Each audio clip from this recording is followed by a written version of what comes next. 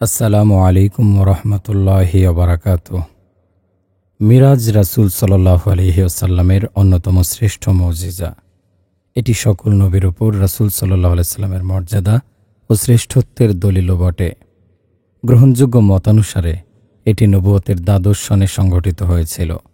তা হয়েছিল সশরীরে ও জাগ্রত অবস্থায়। তাই তো মক্কার কাফেররা মিরাজের ঘটনাকে মেনে নেয়নি, বরং মিরাজ নিয়ে ঠাট্টা বিদ্রূপ করেছিল। মিরাজকে কেন্দ্র করে মোরতাদ হয়ে গিয়েছিল কিছু দুর্বল প্রকৃতির নও-মুসলিমও। অঙ্কের হিসাবের মতো হিসেব করে যোগফল মিলিয়ে তারপর মিরাজে বিশ্বাস স্থাপন করতে চাইলে কিয়ামত পর্যন্ত হিসেব মেলানো যাবে না, কারণ এটি মুজিজা। তাই এ বিষয়ে বিশ্বাস হবে আবু বকর রাদিয়াল্লাহু আনহু এর মতো, অর্থাৎ চিন্তাটা এমন হবে যে আমার রাসূল সাল্লাল্লাহু আলাইহি সাল্লাম বলেছেন, সুতরাং বিনা প্রশ্নেই মেনে নিলাম। মিরাজ প্রসঙ্গে বর্ণিত হাদিস সংখ্যা অগণিত।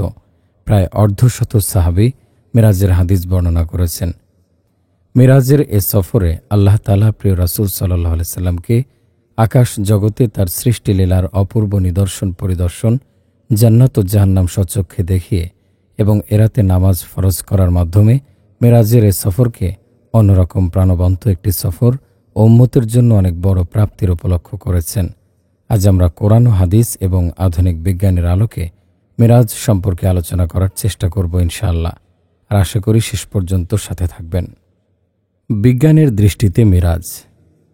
এ পৃথিবীতে মহান আল্লাহ তাআলা প্রত্যেক যুগেই নবী বা রাসূল পাঠিয়েছেন, আর তাদেরকে যুগোপযোগী মুজিজা দিয়ে শক্তিশালী করেছেন। যে যুগে যে বিষয়ের চর্চা বেশি থাকত, যে বিষয়ে পারদর্শী ব্যক্তিকে সম্মানের চোখে দেখা হতো, আল্লাহ তাআলা নবীগণকে ঠিক সে বিষয়ের সাথে মিল রেখেই মুজিজা প্রদান করতেন, যাতে করে প্রেরিত নবী খুব সহজেই তার যুগের লোকদের ওপর প্রভাব বিস্তার করতে সক্ষম হন এবং যুগের শ্রেষ্ঠ বিষয়ে পারদর্শী হওয়ায় লোকজন মনের অজান্তেই যেন তার শ্রেষ্ঠত্বের প্রতি ঝুঁকে পড়ে। যেমন হযরত মূসা আলাইহিস সালামকে প্রেরণ করা হয়েছিল ফেরাউন ও তার সমাজের লোকদের কাছে, আর সে সমাজে সবচেয়ে প্রভাব বিস্তারকারী বিষয় ছিল জাদু। জাদুবিদ্যায় পারদর্শী লোককে তাদের মাঝে সম্মানের চোখে দেখা হতো। তাই মহান আল্লাহ তাআলা হযরত মূসা আলাইহিস সালামকে হাতের লাঠি যা ছেড়ে দিলে সাপ হয়ে যেত এবং উজ্জ্বল হস্ত যা বুকের কাপড়ের নিচ থেকে বের করলে চাঁদের আলোর মতো জ্বলতে থাকত, এরকম আরও কিছু মুজিজা প্রদান করলেন, যাতে সে যুগের লোকদের উপর মূসা আলাইহিস সালাম সহজেই প্রাধান্য বিস্তার করতে পারেন। আর বাস্তবেও তাই হয়েছিল। হাজার হাজার জাদুকর মূসা আলাইহিস সালামের মুজিজার মোকাবেলায় পরাজিত হয়ে এক মুহূর্তের ভিতরে ঈমানদার হয়ে গিয়েছিল। হযরত ঈসা আলাইহিস সালামের যুগের লোকেরা চিকিৎসাবিদ্যায় পারদর্শী ছিল। এদেরকে দাওয়াত দেওয়ার জন্য আল্লাহ তাআলা হযরত ঈসা আলাইহিস সালামকে প্রেরণ করলেন। তাকে দিলেন অনেক মুজিজা। তিনি জন্মান্ধের চোখে হাত দিলে সে চোখ ফিরে পেত, কুষ্ঠরোগীর গায়ে হাত বোলালে কুষ্ঠরোগ ভালো হয়ে যেত, মৃত লোকদেরকে ডাক দিলে তারা জীবিত হয়ে কথা বলত, যা ছিল চিকিৎসাবিদ্যায় পারদর্শী উম্মতে ঈসা আলাইহিস সালামের জন্য অত্যন্ত বিস্ময়ের ব্যাপার। এভাবে আল্লাহ তাআলা যুগের চাহিদার প্রতি লক্ষ্য রেখে নবীগণকে মুজিজা প্রদান করেছেন। বিশ্বনবী মুহাম্মদুর রাসূলুল্লাহ সাল্লাল্লাহু আলাইহি সাল্লাম হলেন সর্বশেষ নবী। তারপরে আর কোনো নবী পৃথিবীতে আসবেন না। সুতরাং তার যুগ থেকে শুরু করে কিয়ামত পর্যন্ত যে বিষয়ের জ্ঞান পৃথিবীতে বেশি প্রাধান্য বিস্তার করবে, আল্লাহ তাআলা তাকে সে বিষয়ের সাথে সম্পৃক্ত মুজিজা প্রদান করেছে। রাসূল সাল্লাল্লাহু আলাইহি সাল্লামের যুগের সাহিত্যের খুব সমাদর ছিল। কবি ইমরুল কায়েস, লবিদ, জুহাইর ও আনতারা বিন সাদ্দাতের মতো বিশ্ববিখ্যাত কবিগণ রাসূলুল্লাহ সাল্লাল্লাহু আলাইহি সাল্লামের সমসাময়িক ছিলেন, যাদের লেখা কবিতা কাবা শরীফের দেয়ালে ঝুলানো হয়েছিল। সে যুগ ছিল সাবা মুআল্লাকা এর যুগ। আল্লাহ তাআলা তার রাসূলকে এমন একখানি কিতাব প্রদান করলেন, যার মোকাবেলায় তামাম আরব বিশ্ব কিংকর্তব্য বিমূঢ় হয়ে গিয়েছিল। হাজারো প্রচেষ্টা করে মক্কার শিক্ষিত কাফেররা পবিত্র কোরআনের ছোট্ট একখানা সূরার মতো সূরাও তৈরি করতে পারেনি। অবশেষে সকলে বলতে বাধ্য হয়েছিল, লাইসা হাযা মিন কালামিল বাশার, এটা কোনো মানুষের কথা নয়। আর রাসূলুল্লাহ সাল্লাল্লাহু আলাইহি সাল্লামের উম্মতের একটি অংশ বিজ্ঞান ও প্রযুক্তিতে অত্যন্ত সমৃদ্ধি অর্জন করবে, এটা আল্লাহ তাআলা ভালো করেই জানেন। তাই তিনি তার রাসূল সাল্লাল্লাহু আলাইহি সাল্লামকে মিরাজের মতো একটি বিস্ময়কর মুজিজা প্রদান করেছেন, যা চাঁদ ও মঙ্গল গ্রহ বিজয়ী বিজ্ঞানীদেরকেও স্তম্ভিত করে দেবে। উম্মতে মুহাম্মদী সাল্লাল্লাহু আলাইহি সাল্লামের একটি অংশ মহাকাশ নিয়ে এমন গবেষণা করছে যা অন্য কোনো নবীর উম্মত করে নাই। যদি মিরাজের ঘটনা না ঘটত, তাহলে মহাকাশ বিজয়ের সাফল্যের একক দাবিদার হতো আজকের বিজ্ঞানীরা। কতিপয় ধর্মবিমুখ বিজ্ঞানী এ বিষয়ে ধর্মের ওপর অপারগতা ও অসম্পূর্ণতার অপবাদ দিয়ে দিত। বিজ্ঞান মনস্ক ব্যক্তিদের কাছে ধর্ম অগ্রহণযোগ্য হয়ে পড়ার সম্ভাবনা দেখা দিত। সুতরাং আল্লাহ তাআলা তার প্রিয় হাবিবকে শুধু মহাশূন্য নয়, বরং 7 আকাশ পার করিয়ে সিদরাতুল মুনতাহা পর্যন্ত সফর করিয়েছেন, যা বিজ্ঞানীদের নিকট শুধু স্বপ্নই থেকে যাবে।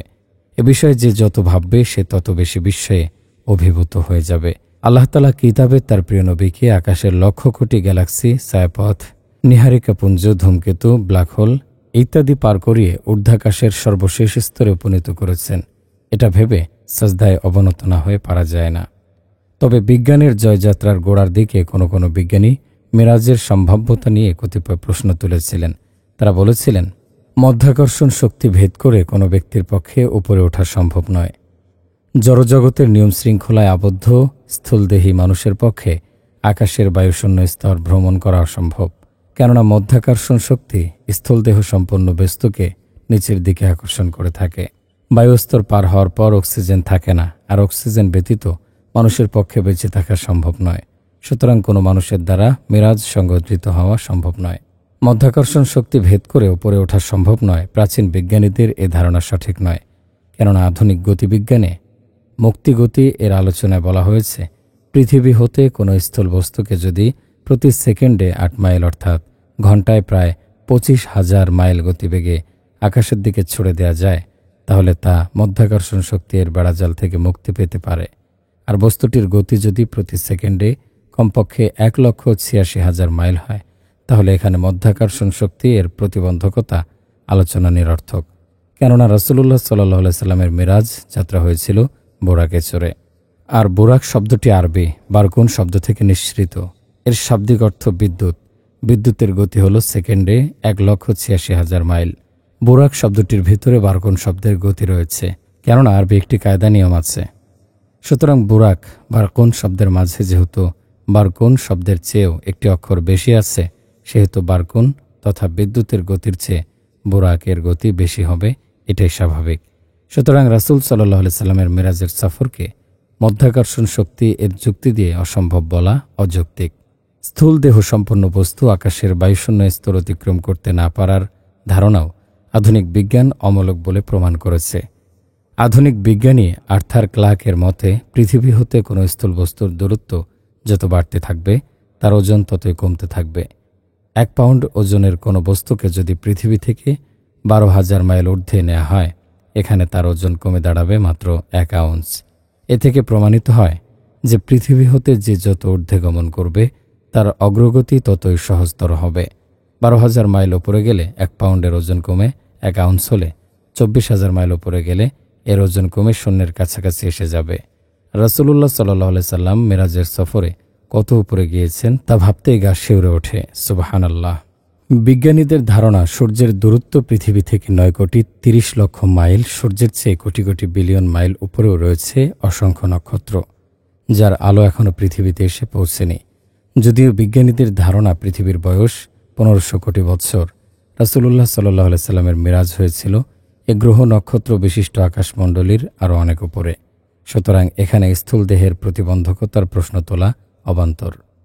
অক্সিজেন ব্যতীত মহাকাশ ভ্রমণ করা প্রসঙ্গে বলা যায়, অক্সিজেনের মাধ্যমে যে আল্লাহ তার সৃষ্টিজীবকে বাঁচিয়ে রাখেন, সে আল্লাহ তাআলা অক্সিজেন ছাড়াও বাঁচিয়ে রাখতে পারেন। যেমন হজরত ইউনুস আলাইহিস সালাম 40 দিন মাছের পেটে ছিলেন। কে তাকে জীবিত রেখেছিলেন অক্সিজেন ব্যতীত? 1891 সনে স্টার অফ দ্য ইস্ট নামক জাহাজে করে কিছু সংখ্যক জেলে হুইল মাছ ধরার জন্য গভীর সমুদ্রে গিয়েছিল। সে সময় তারা 20 ফুট লম্বা ও 5 ফুট চওড়া একটি তিমি মাছকে আঘাত করে আহত করে। মাছটির সাথে লড়াই করার সময় জেমস বার্টলে নামক একজন জেলেকে মাছটি তার সঙ্গীদের সামনে গিলে ফেলে। পরের দিন এই জাহাজের লোকেরাই মাছটিকে মৃত অবস্থায় পেল। তারা খুব কষ্ট করে মাছটিকে জাহাজে উঠালো এবং দীর্ঘ সময় ও শ্রম স্বীকার করে মাছটির পেট কাটল। তখন মাছের পেটে মিস্টার বার্টেলকে জীবিত অবস্থায় পাওয়া গেল। এ ব্যক্তি মাছের পেটে পূর্ণ 60 ঘন্টা জীবিত অবস্থায় ছিল। আল্লাহ তাআলা মানব শিশুকে মায়ের পেটে বিনা অক্সিজেনে বাঁচিয়ে রাখেন। হয়তো কোনো তর্কবিদ এখানে বলবেন, মায়ের নিঃশ্বাসের মাধ্যমে সন্তানের নিঃশ্বাসের কাজ হয়ে যায়, তাহলে তাকে বলা হবে ডিম থেকে বাচ্চা বের হওয়ার আগের দিন ডিমের ভিতরে জীবিত বাচ্চার ডাক শোনা যায়। এখানে ডিমের ভিতরের বাচ্চার নিঃশ্বাসের ব্যবস্থা কে করল? এখানে কি মায়ের নিঃশ্বাসের সাথে সন্তানের নিঃশ্বাসের সূত্র কাজে আসে? 18 ফেব্রুয়ারি 1977 দৈনিক ইত্তেফাক পত্রিকায় খবর বের হলো, একটা ছেলে 8 ঘন্টা পানির মধ্যে ডুবেছিল, কিন্তু সে মরেনি। এসব যদি প্রাকৃতিক নিয়মের শৃঙ্খলে আবদ্ধ এ জড়জগতে সম্ভব হয়, তাহলে আল্লাহ তাআলার বিশেষ ব্যবস্থাপনায় সংগঠিত মেরাজুন নবীতে অক্সিজেন ব্যতীত তার প্রিয় হাবিবকে বাঁচিয়ে রাখা কিভাবে অসম্ভব হতে পারে? কোনো বৈজ্ঞানিক প্রশ্ন তুলেছেন, মহাকাশের নক্ষত্রপুঞ্জের অগ্নিগোলকসমূহকে পাড়ি দেয়া কোনো মানুষের পক্ষে সম্ভব নয়। সুতরাং মুহাম্মদ সাল্লাল্লাহু আলাইহি সাল্লামের মেরাজ কি করে সম্ভব? এর উত্তরে বলা যায়, বিজ্ঞানের আবিষ্কার যত বৃদ্ধি পাবে, পবিত্র কোরআন হাদিস বোঝা তত সহজ হবে। বিজ্ঞান ও পবিত্র কোরআন দ্বান্দ্বিক নয়, বরং বিজ্ঞান পবিত্র কোরআনের একটি অংশ। আল্লাহ তাআলা সূরা ইয়াসিনে বলেছেন, বিজ্ঞানময় কোরআনের শপথ। এখানে আলোচনার প্রাসঙ্গিকতা এই যে, একসময় মনে করা হতো পানিতে নামলে ভিজতে হবে, এটা স্বাভাবিক। কিন্তু বিজ্ঞান ওয়াটারপ্রুফ পোশাক তৈরি করে দেখিয়ে দিল যে ওয়াটারপ্রুফ পোশাক পরিধান করে পানির মধ্যে ডুব দিলেও ভিজতে হয় না। ঠিক অনুরূপ বিজ্ঞানের আরেকটি আবিষ্কার ফায়ারপ্রুফ পোশাক, যা পরিধান করে আগুনের মাঝ দিয়ে চলাফেরা করা যায়।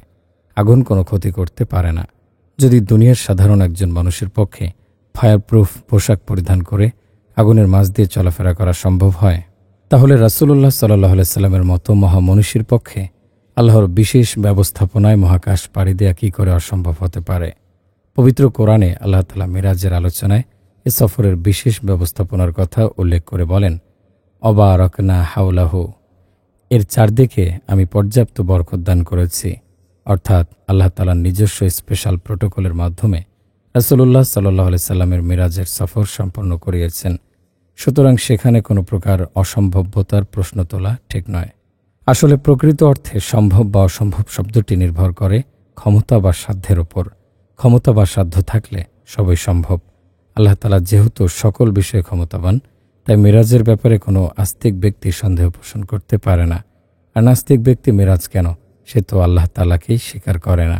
সুতরাং মিরাজ প্রসঙ্গে কোনো নাস্তিকের সাথে যুক্তিতর্ক বা বিতর্কে জড়ানোর কোনোই প্রয়োজন নেই। পবিত্র কোরআনের আলোকে মিরাজ। পবিত্র কোরআনের দুটি সূরায় ইসরা ও মিরাজ নিয়ে আলোচনা করা হয়েছে, আর সেগুলো হলো সূরা বনী ইসরাইল ও সূরা আন-নাজম। সূরা বনী ইসরাইলে মসজিদে হারাম থেকে মসজিদে আকসা পর্যন্ত রাত্রিকালীন ভ্রমণের কথা উল্লেখ করা হয়েছে এবং সূরা আন-নাজমে ঊর্ধ্বজগতে উত্তোলন ও ভ্রমণের কথা বর্ণনা করা হয়েছে। সূরা বনী ইসরাইলে বর্ণিত ইসরার ঘটনা মসজিদে হারাম থেকে মসজিদে আকসা পর্যন্ত সফরের সাথে সংশ্লিষ্ট। মহান আল্লাহর বাণী, সুবহানাল্লাযী আসরা বিআবদিহি লাইলাম মিনাল মাসজিদিল হারাম ইলাল মাসজিদিল আকসাল্লাযী বারাকনা হাওলাহু লিনুরিয়াহু মিন আয়াতিনা ইন্নাহু হুয়াস সামিউল বাসীর। পরম পবিত্র ও মহিমাময় সত্তা তিনি, যিনি স্বীয় বান্দাকে রাত্রিবেলায় ভ্রমণ করিয়েছেন মসজিদে হারাম থেকে মসজিদে আকসা পর্যন্ত, যার চারদিকে আমি পর্যাপ্ত বরকত দান করেছি, যাতে আমি তাকে আমার কিছু নিদর্শন দেখিয়ে দেই। নিশ্চয় তিনি সর্বশ্রোতা ও সর্বদর্শী। এ সূরার অন্য একটি জায়গায় আল্লাহ তাআলা বলেন, ওমা জাআলনার রা'য়াল্লাতী আরাইনাকা ইল্লা ফিতনাতাল লিন্নাস, আর যা কিছু আমি আপনাকে দেখালাম তা লোকদের পরীক্ষা করার জন্য দেখিয়েছি।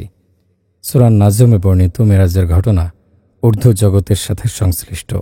সেখানে রাসূল করিম সাল্লাল্লাহু আলাইহি সাল্লামের সিদরাতুল মুনতাহা সফরের কথা উল্লেখ রয়েছে। আল্লাহ তাআলা বলেন, ওয়ালাকাদ রাআহু নাজলাতান উখরা ইনদা সিদরাতিল মুনতাহা ইনদাহা জান্নাতুল মাওয়া ইয ইয়াগশা সিদরাতা মা ইয়াগশা মা যাগাল বাসার ওয়া মা তাগা লাকাদ রাআ মিন আয়াতি রাব্বিহিল কুবরা। নিশ্চয়ই তিনি তাকে আরেকবার দেখেছেন সিদরাতুল মুনতাহার নিকটে, যার কাছে জান্নাতুল মাওয়া অবস্থিত। ওই সময় সিদরার উপর সমাচ্ছন্ন হচ্ছিল যা কিছু সমাচ্ছন্ন হওয়ার। এই দর্শনের সময় দৃষ্টিশক্তি না বিভ্রান্ত হয়েছে না সীমা লঙ্ঘন করেছে। নিশ্চয় তিনি তার প্রভুর মহান নিদর্শনাবলী অবলোকন করেছেন। সূরা বনী ইসরাইলের আয়াতে কারিমা দ্বারা রাসূল করিম সাল্লাল্লাহু আলাইহি সাল্লামের রাত্রিকালীন সফরে মসজিদে হারাম থেকে মসজিদে আকসা পর্যন্ত ভ্রমণ অকাট্যভাবে সাব্যস্ত হয়েছে, যা অস্বীকার করা স্পষ্ট কুফরি। অনুরূপভাবে সূরা নাজমের আয়াতে কারিমা দ্বারাও সিদরাতুল মুনতাহার সফর সাধারণভাবে সাব্যস্ত হয়েছে, যা অস্বীকার করারও কোনো সুযোগ নেই। কেননা আল্লাহ তাআলা সূরা আন-নাজমে স্পষ্টভাবে বলেছেন, নিশ্চয়ই তিনি রাসূল সাল্লাল্লাহু আলাইহি সাল্লাম তাকে জিবরাইল আলাইহিস সালামকে আরেকবার দেখেছেন সিদরাতুল মুনতাহার নিকটে। আয়াতে উল্লেখিত আসরা শব্দটি ইসরাউন ধাতু থেকে উদ্ভূত। এর আবিধানিক অর্থ আস-সাইরু লাইলান বা রাত্রিকালীন সফর। সূরা শুআরার 52 নং আয়াতে আল্লাহ তাআলা বলেন, ওয়া আওহাইনা ইলা মূসা আন আসরি বিইবাদি ইন্নাকুম মুত্তাবাউন। আর আমি মূসার নিকট ওহী পাঠালাম, তুমি আমার বান্দাদেরকে নিয়ে রাতের মধ্যেই চলে যাও, অবশ্যই তোমাদের পিছু ধাওয়া করা হবে। এ আয়াতে আসরি শব্দের অর্থ হল রাত্রে ভ্রমণ করো। সুতরাং আসরাউ শব্দের অর্থই যখন রাত্রিকালীন সফর, তাহলে এর সাথে লাইলা শব্দের প্রয়োজন কি? এ বিষয়ে তাফসিরে কাশফ প্রণেতা বলেন, যদি তুমি বলো যেহেতু ইশরা রাত্রি ব্যতীত হতে পারে না, সূরা এখানে রাত্রি শব্দের আলাদাভাবে উল্লেখ করার অর্থ কি? আমি বলবো, লাইলান শব্দটিকে নাকেরা বা অনির্দিষ্টভাবে ব্যবহার করে এদিকে ইঙ্গিত করা হয়েছে যে পুরো রাত্রি নয়, বরং রাত্রির একটা অংশে তিনি তার বান্দাকে মক্কা থেকে শাম পর্যন্ত সফর করিয়েছেন, যা সফর করতে সাধারণত 40 দিন সময়ের প্রয়োজন। আর মি'রাজুন শব্দটি আরবি উরুজুন শব্দ থেকে নির্গত। এর আভিধানিক অর্থ সিঁড়ি। এখানে শব্দটি ঊর্ধ্বগমন অর্থে ব্যবহৃত হয়েছে। আর মহানবী সাল্লাল্লাহু আলাইহি সাল্লাম যেহেতু এ রাতে ঊর্ধ্বগমনের মাধ্যমে আল্লাহ তাআলার অসংখ্য অলৌকিক নিদর্শন অবলোকন করেছেন এবং এই ঘটনার বর্ণনায় তিনি আরাজাবি বাক্যটি ব্যবহার করেছেন, এজন্য মর্যাদাপূর্ণ সফরকে মেরাজও বলা হয়। কতিপয় বিশেষজ্ঞ আলেম পারিভাষিক পার্থক্য ও স্বাতন্ত্র্যের জন্য একথাও বলেছেন যে এই ঘটনার যে অংশের বর্ণনা পরিষ্কারভাবে সূরা বনী ইসরাঈলে উল্লেখ আছে, কোরআনী ব্যাখ্যার অনুসরণে তার নাম ইশরা রাখা হয়েছে। আর যে অংশের বর্ণনা সূরা আন-নাজমে এবং সহিহ হাদিসসমূহে বিবৃত হয়েছে, যা রাসূল সাল্লাল্লাহু আলাইহি সাল্লামের মুখ নিঃসৃত বাণী আরাজাবি এর সাথে সংশ্লিষ্ট, তাকে মেরাজ বলা হয়ে থাকে। মুফতি মুহাম্মদ শফি রহমতুল্লাহি আলাইহি বলেন, আয়াতে উল্লেখিত মসজিদে হারাম থেকে মসজিদে আকসা পর্যন্ত সফরকে ইশরা বলা হয় এবং সেখান থেকে আসমান পর্যন্ত যে সফর হয়েছে তার নাম মেরাজ। কখনো কখনো এই ঘটনার শুরু থেকে শেষ পর্যন্ত সম্পূর্ণ ভ্রমণকে ইসরা ও মেরাজ উভয় নামে অভিহিত করা হয়। হাদিসে নববীর আলোকে মেরাজ। পবিত্র কোরআনে মেরাজের রাত্রিতে মহানবী সাল্লাল্লাহু আলাইহি সাল্লামের বাইতুল মুকাদ্দাস পর্যন্ত ভ্রমণ এবং সিদরাতুল মুনতাহার নিকট রাসূল সাল্লাল্লাহু আলাইহি সাল্লাম কর্তৃক জিবরাইল আলাইহিস সালামের দ্বিতীয়বার দর্শন লাভ ও তাকে আল্লাহ তাআলার কিছু নিদর্শন দেখানোর খোদাই অভিপ্রায় ইত্যাদি বিষয়ে খুব সংক্ষিপ্ত আকারে বিবৃত হয়েছে। এ মহাভ্রমণ সম্পর্কে বিস্তারিত জানার জন্য আমাদেরকে হাদিসের উপর নির্ভর করতে হবে। হাদিস ও সিরাতের গ্রন্থাবলিতে এ বিশাল ঘটনার বিস্তারিত বিবরণ বহু সংখ্যক সাহাবী রাদিয়াল্লাহু আনহুম হতে বর্ণিত হয়েছে। অন্য কোনো ঘটনার ব্যাপারে এরকম দৃষ্টান্ত খুবই বিরল। কোনো হাদিস বিশেষজ্ঞের মতে মেরাজের ঘটনা বর্ণনাকারী সাহাবের সংখ্যা প্রায় অর্ধশত। তাফসিরে কুরতুবিতে এসেছে মেরাজের হাদিসসমূহ সবই মুতাওয়াতির পর্যায়ের। নাক্কাশ এ সম্পর্কে 20 জন সাহাবীর রেওয়ায়েত বর্ণনা করেছেন। ইবনু কাসির স্বীয় তাফসির গ্রন্থে মেরাজ সম্পর্কে 25 জন সাহাবীর বর্ণনার কথা উল্লেখ করেছেন। অতঃপর বলেছেন, মেরাজ বিষয়ের হাদিস সম্পর্কে সব মুসলমানের ঐক্যমত রয়েছে, শুধু ধর্মদ্রোহী জিন্দিকগণ একে মেনে নেয়নি। আল্লামা ইবনু কাসির রহমতুল্লাহি আলাইহি তার তাফসির গ্রন্থে মেরাজ বিষয়ের বর্ণনা যাচাই বাছাই করে 25 জন সাহাবীর নাম উল্লেখ করেছেন। তারা হলেন 1 ওমর ইবনুল খাত্তাব রাদিয়াল্লাহু আনহু, 2 আলী রাদিয়াল্লাহু আনহু, 3 ইবনু মাসউদ রাদিয়াল্লাহু আনহু, 4 আবু যর গিফারি রাদিয়াল্লাহু আনহু, 5 মালিক ইবনু সাসা রাদিয়াল্লাহু আনহু, 6 আবু হুরায়রা রাদিয়াল্লাহু আনহু, 7 আবু সাঈদ খুদরি রাদিয়াল্লাহু আনহু, 8 ইবনু আব্বাস রাদিয়াল্লাহু আনহু, 9 শাদ্দাত ইবনু আওস রাদিয়াল্লাহু আনহু, 10 উবাই ইবনু কাব রাদিয়াল্লাহু আনহু, 11 আব্দুর রহমান ইবনু কুরজ রাদিয়াল্লাহু আনহু, 12 আবু হাইয়ান রাদিয়াল্লাহু আনহু, 13 আবু লাইলা রাদিয়াল্লাহু আনহু, 14 ইবনু ওমর রাদিয়াল্লাহু আনহু, 15 জাবির রাদিয়াল্লাহু আনহু, 16 হুযায়ফা রাদিয়াল্লাহু আনহু, 17 বুরাইদা রাদিয়াল্লাহু আনহু, 18 আবু আইয়ুব আনসারী রাদিয়াল্লাহু আনহু, 19 আবু উমামা রাদিয়াল্লাহু আনহু, 20 শামুরা ইবনু জুনদুব রাদিয়াল্লাহু আনহু, 21 আবুল হামরা রাদিয়াল্লাহু আনহু, 22 সোহাইব রুমি রাদিয়াল্লাহু আনহু, 23 উম্মু হানি রাদিয়াল্লাহু আনহু, 24 আয়েশা সিদ্দিকা রাদিয়াল্লাহু আনহু, 25 আসমা বিনত আবু বকর রাদিয়াল্লাহু আনহু। কোনো বর্ণনায় মেরাজের ঘটনাটি 22 জন সাহাবী ও 4 জন সাহাবিয়া বর্ণনা করেছেন বলে দেখা যায়। এর মধ্যে 7 জনের বর্ণনা সহিহ বুখারীতেই উল্লেখ রয়েছে। এ প্রসঙ্গে শরহে আকাইদ আন-নাসাফিতে বলা হয়েছে, মসজিদুল হারাম থেকে মসজিদুল আকসা পর্যন্ত রাসূল সাল্লাল্লাহু আলাইহি সাল্লামের ভ্রমণের নাম ইসরা, যা আল্লাহর কিতাব দ্বারা অকাট্যভাবে প্রমাণিত। আর জমিন থেকে আসমানের দিকে ভ্রমণের নাম মেরাজ, যা মাশহুর হাদিস দ্বারা প্রমাণিত, এবং আকাশ হতে জান্নাত, আরশ ইত্যাদির দিকে সফর খবর ওয়াহিদ দ্বারা প্রমাণিত। প্রখ্যাত মুহাদ্দিস আল্লামা জারকানি বলেন, মিরাজের ঘটনা ৪৫ জন সাহাবের সূত্রে বর্ণিত হয়েছে। এসব সাহাবার মধ্যে মুহাজির এবং আনসারগণ রয়েছেন। যদিও আনসার সাহাবাগণ মিরাজের সময় মক্কায় ছিলেন না, তবুও এই গুরুত্বপূর্ণ ঘটনার বর্ণনা তারা সরাসরি নবী সাল্লাল্লাহু আলাইহি সাল্লামের পবিত্র মুখে শুনে থাকবেন।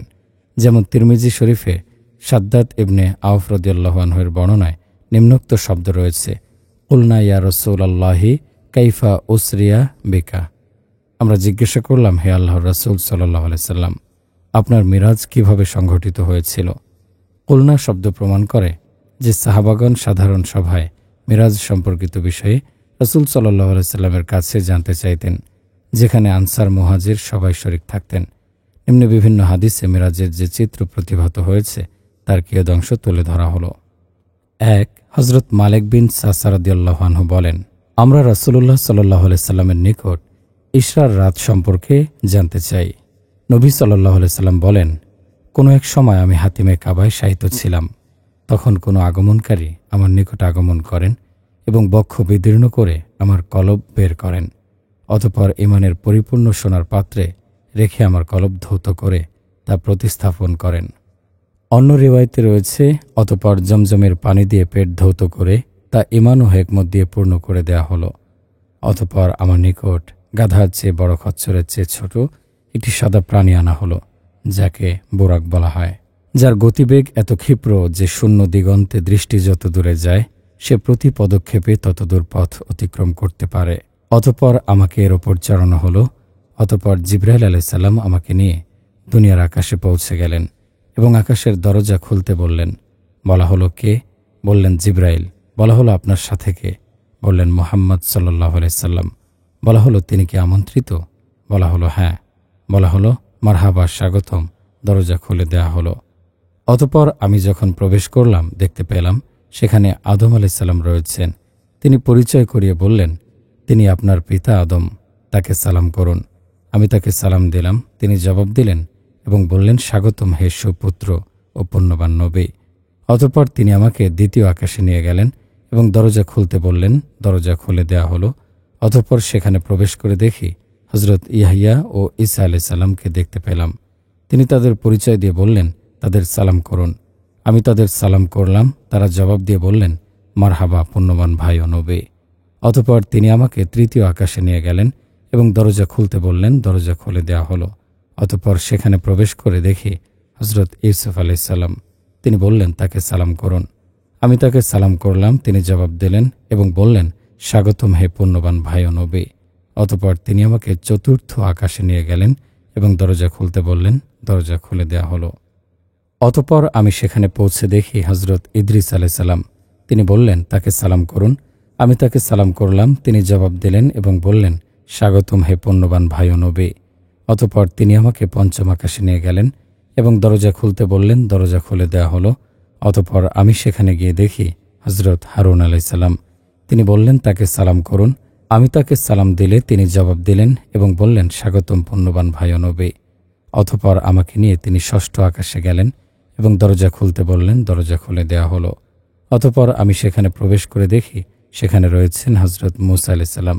তিনি পরিচয় করিয়ে দিয়ে বললেন, তাকে সালাম করুন। আমি তাকে সালাম দিলে তিনি জবাব দিলেন এবং বললেন, মারহাবা হে পুণ্যবান ভাই ও নবী। অতঃপর যখন আমি চলে যাচ্ছিলাম তিনি কাঁদতে শুরু করলেন। বলা হলো, আপনি কেন কাঁদছেন? তিনি বললেন, আমার পরে প্রেরিত এক ব্যক্তির উম্মত আমার উম্মতের তুলনায় অধিক সংখ্যক জান্নাতে প্রবেশ করবে। অতঃপর তিনি আমাকে সপ্তম আকাশে নিয়ে গেলেন এবং দরজা খুলতে বললেন। দরজা খুলে দেয়া হলো। অতঃপর আমি সেখানে পৌঁছে দেখি সেখানে হযরত ইব্রাহিম আলাইহিস সালাম রয়েছেন। জিবরাইল আলাইহিস সালাম বললেন, তিনি আপনার পিতা ইব্রাহিম আলাইহিস সালাম, তাকে সালাম করুন। আমি তাকে সালাম দিলে তিনি জবাব দিলেন এবং বললেন, স্বাগতম হে সুপুত্র ও পুণ্যবান নবী। অতঃপর আমাকে সিদরাতুল মুনতাহায় নিয়ে যাওয়া হলো। এই গাছের ফলসমূহ হাজার এলাকার কলসির মতো বড় বড় এবং পাতাগুলো হাতির কানের মতো বড়। জিবরাইল আলাইহিস সালাম ওই গাছের দিকে ইশারা দিয়ে বললেন, ইহা সিদরাতুল মুনতাহা। সেখানে 4টি নহর প্রবাহিত রয়েছে। দুটির প্রবাহ পরিষ্কারভাবে দেখা যাচ্ছিল, আর অপর দুটির প্রবাহ দেখা যাচ্ছিল না। আমি বললাম, এ দুটির ব্যাপার কি হে জিবরাইল? তিনি বললেন, অদৃশ্য দুটির উৎসমূল জান্নাতে, দৃশ্যমান দুটি নীল ও ফরাত। অতঃপর আমাকে বাইতুল মামুর দেখানো হয়। তারপর আমার নিকট মদ, দুধ ও মধুর পাত্র আনা হলো। আমি দুধ গ্রহণ করলাম। জিবরাইল আলাইহিস সালাম সুসংবাদ প্রদান করে বললেন, আপনি স্বভাবসম্মত দিনের উপর প্রতিষ্ঠিত এবং আপনার উম্মতও তার উপর প্রতিষ্ঠিত থাকবে। অতঃপর আমার ওপর প্রতিদিন 50 ওয়াক্ত নামাজ ফরজ করা হলো। আমি মুসা আলাইহিস সালামের পাশ দিয়ে রওনা করলে তিনি বললেন, হে মুহাম্মদ, কি হাদিয়া নিয়ে ফিরছেন? আমি বললাম, প্রতিদিন 50 ওয়াক্ত নামাজ। তিনি বললেন, আপনার উম্মত দৈনিক 50 ওয়াক্ত নামাজ আদায়ের ক্ষমতা রাখে না। আল্লাহর কসম, আপনার পূর্বে দিনই দায়িত্ব পালনের অভিজ্ঞতা আমার রয়েছে। বনী ইসরায়েলের লোকদেরকে অনেক উপদেশ দিয়েছি, সুতরাং আল্লাহর কাছে ফিরে যান এবং তা কমিয়ে দেওয়ার আবেদন করুন। অতঃপর আমি আবেদন করলে 10 ওয়াক্ত কমিয়ে দেওয়া হলো। অতঃপর মুসা আলাইহিস সালামের পাশ দিয়ে যাওয়ার সময় তিনি আগের মতো বললে আমি আবার আবেদন করাতে আরও 10 ওয়াক্ত কমিয়ে দেওয়া হলো। অতঃপর মুসা আলাইহিস সালামের পাশ দিয়ে অতিক্রম করলে তিনি আবার আবেদন করতে বললেন। আমি আবেদন করলে আরও 10 ওয়াক্ত কমিয়ে দেওয়া হলো। অতঃপর মুসা আলাইহিস সালামের পাশ দিয়ে অতিক্রম করলে তিনি আবার আবেদন করতে বললেন। আমি আবেদন করলে আরও 10 ওয়াক্ত কমিয়ে দেওয়া হলো। তিনি আবার বললে, আমি আবারও আবেদন করলে 5 ওয়াক্তের আদেশ দেওয়া হলো। অতঃপর মুসা আলাইহিস সালামের পাশ দিয়ে প্রত্যাবর্তনের সময় তিনি বললেন, কি খবর? আমি বললাম, দৈনিক 5 ওয়াক্ত নামাজ। তিনি বললেন, আপনার উম্মত দৈনিক 5 ওয়াক্ত নামাজও পড়তে পারবে না, আপনি আবারও আবেদন করুন। রাসূল সাল্লাল্লাহু আলাইহি সাল্লাম বললেন, আমি বারবার আল্লাহর কাছে আবেদন করেছি, এখন লজ্জা লাগছে, বরং আল্লাহর নির্দেশের সম্মুখে সন্তুষ্ট চিত্তে মাথা নত করে দিয়েছি। অতঃপর যখন সামনে অগ্রসর হচ্ছিলাম, একজন আহ্বানকারী বললেন, আমি আমার ফরজগুলো ঠিক রেখেছি এবং আমার বান্দাদের জন্য হালকা করে দিয়েছি। 2 হযরত আনাস রাদিয়াল্লাহু আনহু বলেন, রাসূল সাল্লাল্লাহু আলাইহি সাল্লাম বলেছেন, আমার কাছে বোরাক নিয়ে আসা হলো। আমি তাতে আরোহণ করে বাইতুল মুকাদ্দাস পৌঁছলাম এবং এটিকে নবীদের সাওয়ারি বাঁধার স্থানে বেঁধে দিলাম। অতঃপর মসজিদে প্রবেশ করলাম এবং 2 রাকাত নামাজ আদায় করলাম। অতঃপর বের হলাম। তারপর জিবরাইল আলাইহিস সালাম মদ ও দুধের পেয়ালা আনলেন। আমি দুধ গ্রহণ করলাম। অতঃপর আমাকে আকাশের দিকে নিয়ে যাওয়া হলো। সেখানে আদম আলাইহিস সালামকে পেলাম। তিনি আমাকে স্বাগত জানালেন। 3য় আকাশের কথা বললেন। সেখানে ইউসুফ আলাইহিস সালামকে পেলাম। তাকে দেখে মনে হলো সৌন্দর্যের অর্ধেক তাকে দেয়া হয়েছে। অতঃপর তিনি 7ম আকাশের প্রসঙ্গে বলেন। সেখানে ইব্রাহিম আলাইহিস সালামকে বাইতুল মামুরের সাথে হেলান দিয়ে বসে থাকতে দেখলাম। আর বাইতুল মামুর হলো এমন একটি ইবাদতগাহ যাতে প্রতিদিন 70,000 ফেরেশতা ইবাদত করার জন্য প্রবেশ করে। যারা একদিন ইবাদত করে তারা আর কোনোদিন দ্বিতীয়বার এতে ইবাদতের সুযোগ পাবে না। অতঃপর আমাকে সিদরাতুল মুনতাহার দিকে নিয়ে যাওয়া হয় এবং আল্লাহ যা আমাকে প্রত্যাদেশ করেন। 3 হযরত আনাস রাদিয়াল্লাহু আনহু থেকে বর্ণিত, রাসূলুল্লাহ সাল্লাল্লাহু আলাইহি সাল্লাম বলেছেন, আমি মক্কায় থাকাকালে কোনো একদিন আমার ঘরের ছাদ উন্মুক্ত হয়ে গেল। অতঃপর জিবরাইল আলাইহিস সালাম অবতরণ করেন। অতঃপর আমার বক্ষ বিদীর্ণ করেন। অতঃপর তিনি আমাকে নিয়ে দুনিয়ার আকাশে পৌঁছেন। অতঃপর যখন আকাশ খুলে দেওয়া হলো, তখন সেখানে একজন উপবিষ্ট লোক অর্থাৎ হযরত আদম আলাইহিস সালামকে দেখতে পেলাম, যার ডান দিকে কতিপয় মানুষের রূহ, বাম দিকে কতিপয় মানুষের রূহ। তিনি ডান দিকে তাকিয়ে হাসেন এবং বাম দিকে তাকিয়ে কাঁদেন। জিবরাইল আলাইহিস সালাম বললেন, তার ডান দিকে জান্নাতি সন্তানদের রূহ ও বাম দিকে জাহান্নামী সন্তানদের রূহ সমবেত করা হয়েছে। তাই তিনি ডান দিকে তাকিয়ে খুশিতে হাসেন এবং বাম দিকে তাকিয়ে বেদনায় কাঁদেন। অতঃপর আমাকে উপরের দিকে নিয়ে যাওয়া হলো। এক পর্যায়ে আমি সারিফুল আকলাম তথা কলমের লেখার শব্দ শুনতে পেলাম। অতঃপর আমার উপর নামাজ ফরজ করা হলো। এরপর আমাকে সিদরাতুল মুনতাহার দিকে নিয়ে যাওয়া হলো। ইহাকে বিভিন্ন রকমের রং ঢেকে রেখেছে, আমি জানি না এগুলো কি। অতঃপর আমাকে জান্নাতে প্রবেশ করানো হয়েছে। এতে রয়েছে মণিমুক্তার তৈরি তাঁবু, আর এর মাটি হলো মিশকে আম্বর। 4 হযরত আব্দুল্লাহ ইবনে মাসউদ রাদিয়াল্লাহু আনহু থেকে বর্ণিত, তিনি বলেন, রাসূল সাল্লাল্লাহু আলাইহি সাল্লামকে যখন মেরাজে নেওয়া হয়েছিল, শেষ দিকে তাকে সিদরাতুল মুনতাহায় নিয়ে যাওয়া হয়, আর এটি হলো 6ষ্ঠ আকাশে অবস্থিত। অধিকাংশ রিওয়ায়াতে এটি 7ম আকাশে অবস্থিত বলা হয়েছে। এটাই জমিন থেকে উত্থিত সব বিষয়ের শেষ ঘাঁটি, আর উপর থেকে যা অবতীর্ণ হওয়ার এখানে অবতীর্ণ হয়। তিনি বলেন, কুল বৃক্ষটিকে আচ্ছাদিত করল যা আচ্ছাদিত করার। এ আয়াতের অর্থ হল সোনার তৈরি কীট পতঙ্গ যা গাছকে ঢেকে রাখবে। অতঃপর রাসূল সাল্লাল্লাহু আলাইহি সাল্লামকে 3টি জিনিস দেওয়া হয়েছে: 5 ওয়াক্ত নামাজ, সূরা বাকারার শেষ কয়েকটি আয়াত এবং রাসূল সাল্লাল্লাহু আলাইহি সাল্লামের যে উম্মত শিরিক করবে না তার অন্যান্য গুনাহ ক্ষমা করা হবে, এমন ওয়াদা। 5. হযরত আবু হুরায়রা রাদিয়াল্লাহু আনহু থেকে বর্ণিত, তিনি বলেন, রাসূল সাল্লাল্লাহু আলাইহি সাল্লাম বলেছেন, আমি হাতিমে কাবায় উপস্থিত। কুরাইশগণ আমার ইশরা সম্পর্কে আমাকে জিজ্ঞাসা করতে লাগল। তারা আমার কাছে বাইতুল মুকাদ্দাস সম্পর্কে বিভিন্ন বিষয় জানতে চাইল, যা আমার জানা ছিল না।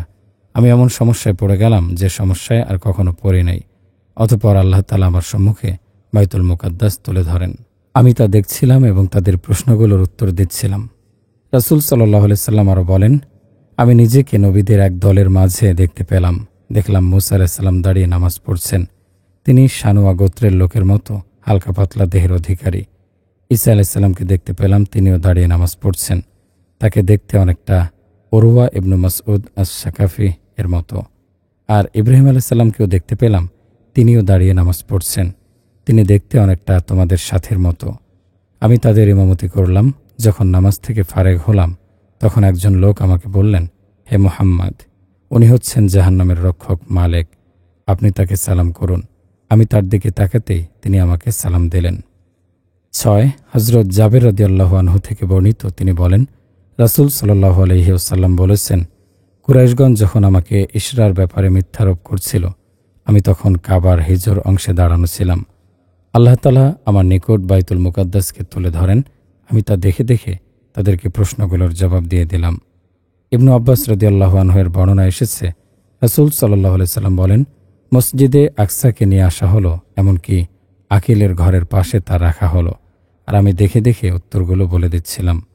উম্মু হানি রাদিয়াল্লাহু আনহা এর বর্ণনা এসেছে, তারা রাসূলুল্লাহ সাল্লাল্লাহু আলাইহি সাল্লামকে জিজ্ঞেস করেছিল, মসজিদুল আকসার দরজা কয়টি?